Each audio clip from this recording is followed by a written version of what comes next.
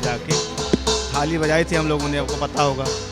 और नारा क्या दिया था, गो कोरोना गो। ये सिलेंडर लाया हूँ मैं, इसको बजा रहा हूँ, कम एलपीजी कम, कम एलपीजी कम। कोयला इतना महंगा निकला कि ये भी किसी की हिम्मत नहीं है। 300 रुपये दिहाड़ी है, 600 रुपये का कोयला है। योगी आदित्यनाथ जी सुबह से लेकर शाम तक सिर्फ और सिर्फ इवेंट मैनेजमेंट करने में लगे हुए हैं कि काजू भुने प्लेट में विस्की गिलास में उतरा है रामराज विधायक निवास में। मुख्यमंत्री निवास में तो सिलेंडरों की लाइन लगी होगी। गैस के चूल्हे में अगर आप रोटी बनाएंगे तो आपको गैस हो जाएगी, आपके जो मर्द हैं वो कमज़ोर हो जाते हैं। और वो हारमोज का समुद्री मार्ग ईरान के रास्ते, ईरान के क्षेत्र में आता है, लेकिन आपने एफस्टीन फाइल में नाम आ गया तो आप सरेंडर हो गए ट्रंप के आगे। एलपीजी गैस सिलेंडर किल्लतों के बीच आम आदमी पार्टी के प्रवक्ता बंसराज दुबे ने आज एक प्रेस कॉन्फ्रेंस की है और अनोखे अंदाज में विरोध किया। हमारे साथ बातचीत करने के लिए हैं। जिस तरीके से आप लोगों ने विरोध किया है एलपीजी गैस सिलेंडर की किल्लतों की भी बात आ रही है, क्या कहेंगे? देखिए, मोदी जी ने कल कह दिया है कि हमारा देश अब धीरे धीरे कोरोना काल की तरफ तैयार रहे। कोरोना काल में जो स्थिति थी, जहाँ पर तमाम तरीके की समस्याएं थी, लगभग वही अमूमन वही स्थिति पैदा होने वाली है। तो आज हमने थाली बजाई थी हम लोगों ने, आपको पता होगा।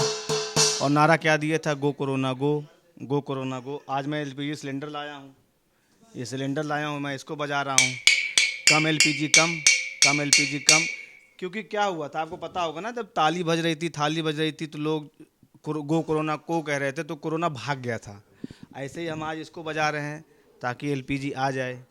एलपीजी तो अभी फ़िलहाल नहीं है, तो लेकिन मैंने वैकल्पिक व्यवस्था पे ये मंगाया था कोयला इतना महंगा निकला कि ये भी किसी की हिम्मत नहीं है। 300 रुपये दिहाड़ी है, 600 रुपये का कोयला है। तो हकीकत यह है कि देश के प्रधानमंत्री ने हिंदुस्तान और प्रदेश की जनता को अनाज छोड़ रखा है। योगी आदित्यनाथ जी सुबह से लेकर शाम तक सिर्फ और सिर्फ इवेंट मैनेजमेंट करने में लगे हुए हैं। मैनेजमेंट नहीं कर रहे हैं, इवेंट मैनेजमेंट कर रहे हैं। ये लखनऊ की खबर है। आप सोचिए कि 22,000 से ज़्यादा गरीब घरों के बच्चे जो सरकारी स्कूल में पढ़ रहे हैं, और कहाँ पढ़ रहे हैं, ये मुख्यमंत्री जी के ऑफिस के चंद किलोमीटर इर्द गिर्द में। इनको खाना नहीं मिल रहा है एक हफ्ते से। आदम गोंडवी साहब की आपने एक लाइन जरूर सुनी होगी कि काजू भुने प्लेट में विस्की गिलास में उतरा है रामराज विधायक निवास में। मुख्यमंत्री निवास में तो सिलेंडरों की लाइन लगी होगी। मंत्रियों के यहाँ, विधायकों के यहाँ पकवान बन रहे होंगे, रामनवमी भी अच्छे से मनाई जाएगी। लेकिन इनका क्या होगा, जिनके घरों में छोटे छोटे मासूम बच्चे हैं, जो दिहाड़ी मजदूरी करते हैं, 200-300 रुपये कमाते हैं, उनके घरों के बच्चे सरकारी स्कूल में जा रहे हैं, उनको मिड डे मील में खाना नहीं मिल रहा है। और आपकी निकम्मी सरकार जो है पल्ले झाड़ रही है। कोई उसके पास आगे का रास्ता ही नहीं है। तमाम ऐसे धर्मगुरु हैं जो आके सुना रहे हैं, देवकीनंदन ठाकुर जी से लेकर तमाम, गिरिराज सिंह इनके नेता हैं, वो कह रहे हैं कि वो गैस के चूल्हे में अगर आप रोटी बनाएंगे तो आपको गैस हो जाएगी, आपके जो मर्द हैं वो कमज़ोर हो जाते हैं गैस के चूल्हे की रोटी खाने से। इसलिए आग वाले चूल्हे, लकड़ी वाले चूल्हे पर रोटी बनाइए और देखिए हष्ट पुष्ट शिष्ट हो जाएंगे आप। अच्छा हुआ उन्होंने ये नहीं कहा कि कपड़े उतार दीजिए और हरे पत्ते पहनिए, उससे आपके शरीर इन्फेक्शन नहीं होगा।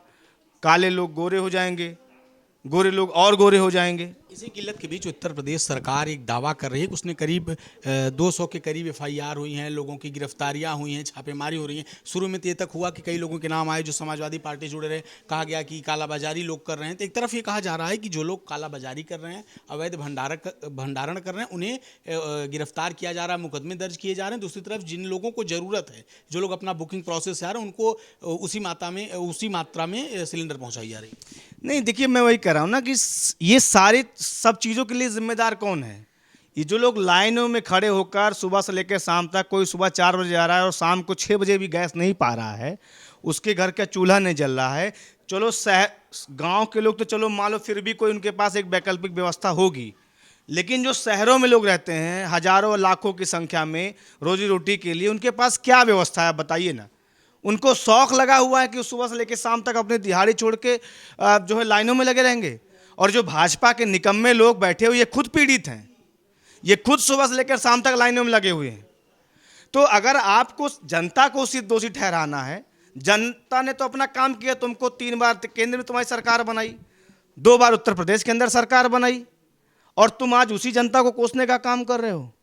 तुमको अच्छे से पता था, अनपढ़ राजा को अच्छे से पता था, उनके विभाग को अच्छे से पता था कि हमारे हिंदुस्तान के अंदर 60% उसकी आपूर्ति कच्चे तेल की हारमोज के समुद्री मार्ग से होती है। और वो हारमोज का समुद्री मार्ग ईरान के रास्ते में, ईरान के क्षेत्र में आता है, लेकिन आपने एफस्टीन फाइल में नाम आ गया तो आप सरेंडर हो गए ट्रंप के आगे। नरेंद्र जी सरेंडर हो गए ट्रंप के आगे। आज जनता पूछ रही, बोलो नरेंद्र कहाँ है सिलेंडर? न सिलेंडर दिख रहा, न नरेंद्र दिख रहे। नरेंद्र जी ने कह दिया कि भैया अपने अपने देखो, आत्मनिर्भर बन जाओ, आत्मनिर्भर बन जाओ, कोरोना काल को याद करो और वैसी व्यवस्था करो। एक आखिरी सवाल, आपने प्रधानमंत्री का जिक्र किया, उन्होंने लोगों से आह्वान किया है, कहा हमें तैयार रहना होगा। आम आदमी पार्टी और आप किस तरीके से तैयार? भैया हम तो तैयार हैं, हमने इसलिए देखिए ताली उली बजा लिया। आज ही हमने ताली बजा लिया और हमने सिलेंडर भी बजा लिया, हमने ये कोयला भी मंगवा लिया है, हम तैयार हो गए हैं।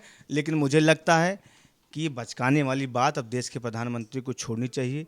13 दिन आपने लगा दिया ईरान के राष्ट्रपति से बात करने में, वहाँ के सुप्रीम लीडर की हत्या हुई, अमेरिका ने और इजराइल ने मिलकर हत्या की, आप खामोश रहे। 160 बच्चियों को मार दिया गया, आप खामोश रहे। नौसेना का जहाज़ उनका युद्धाभ्यास के लिए आया था, हमारा मेहमान था, वापस जा रहा था, उस पर हमला हो गया, उस पर भी आप खामोश रहे।